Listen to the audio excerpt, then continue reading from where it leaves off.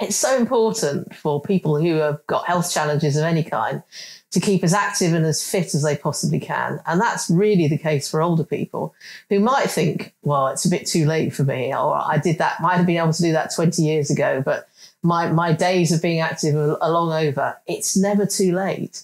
And however little you want to do, it will really make a difference to you and you'll get the benefit from it. It's probably true that all of us have something to gain from being more active, even if that's just a few little steps more than we're doing at the moment.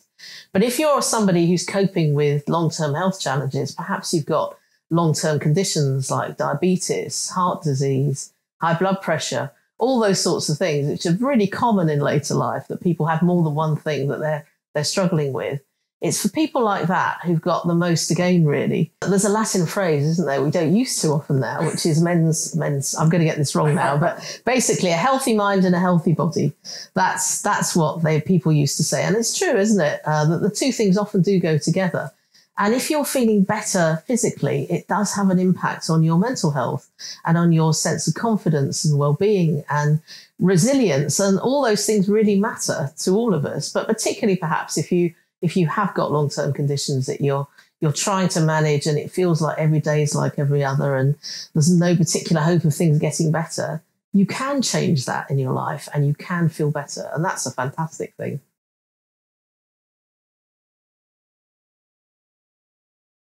I think one issue is that clinicians are really busy and they've got a lot to talk to older people with long-term conditions about. So they may not feel they've always got the time to delve into other issues or other things that they could be doing to help, like, for example, getting more physically active. So I think there's a problem to start with on the clinical side. But as far as older people themselves are concerned, people who are struggling with health difficulties of one sort or other, they may just feel it's not for them. They haven't got the energy.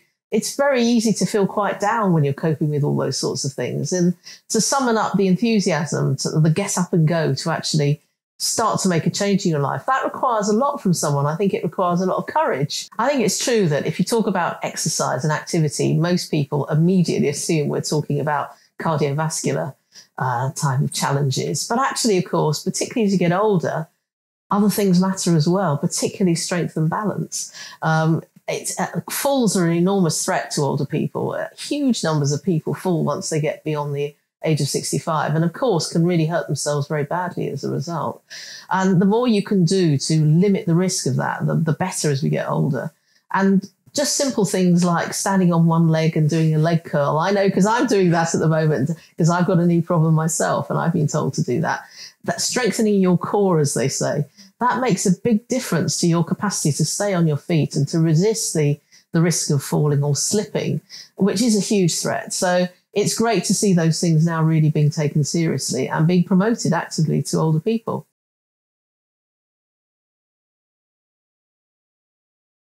Scope for local action is great, but when it's backed up by some kind of national initiative, that makes it all the more likely it's actually going to happen. And it's going to cut through to people. So social media, Facebook, Twitter, all those sorts of things, and just leaflets, good old-fashioned things like leaflets in doctor surgeries, every sort of communication channel that we can think of, they're all worth using, particularly to encourage people to take that first step. There's been a great response to the Undefeatables campaign from all sorts of different people, really, of all ages, and from families and from supporters, and people who didn't think it was really about them have started to think, maybe this is about me. Maybe there is something I could do here, because it's so inspiring to see people facing really big health challenges, allow the cameras in to follow them getting into a pool, not looking very fit. I think it really came about through the vision and imagination of Sport England, and hats off to them for having had this idea based on other behaviour change campaigns that they've been running, for example, to encourage young women to become more physically active. And we were thrilled when they approached us. And of course, physical activity has been an important part of our work as charities, particularly at Age UK. We've run programmes in the past, for example, designed to help older people get more physically active. So it was a fantastic thing when they did come to us. We're really pleased the campaign continues and we want to take that next stage. We think there are some people whose interest has been piqued by it, who've just started to consider taking some more exercise for the first time. Can we help them now on that next important step to actually sign up to a program, go along to a class. And that's really going to be the acid test, I think.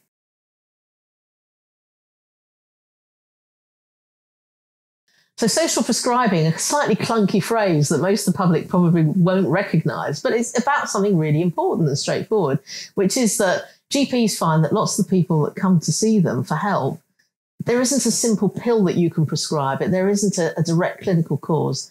There's lots of issues going on in people's lives. And actually, they could do with a different sort of help. And in the past, that's been out of the reach of most GPs. But now, through this new programme, they're able to actually direct people to, it might be an art class, or it might well be physical activity. And given all that we know about the links between physical activity and your mental health and your sense of well-being, of course, physical activity has to be right up there as one of the things that they're directing people to do. And so this is another fantastic way, actually, of helping more people get the benefits of becoming more active.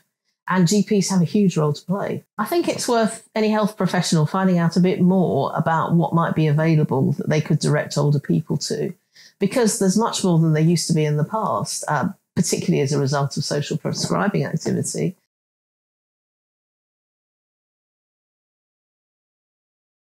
I think the best advice probably to give someone who's just thinking maybe, oh, is there something in this for me, is to say yes. Ask somebody to help you find out more about it. If you're online, it's a bit more straightforward to find out what's available locally. But if you're not, there are other means as well. Get in touch with your local Age UK, would be delighted to help, and almost certainly are running a number of things you might be interested in. Be clear about what you want to do. Don't feel pressured to do more than you feel comfortable doing, but give it a go. And it might well make a real difference to your life.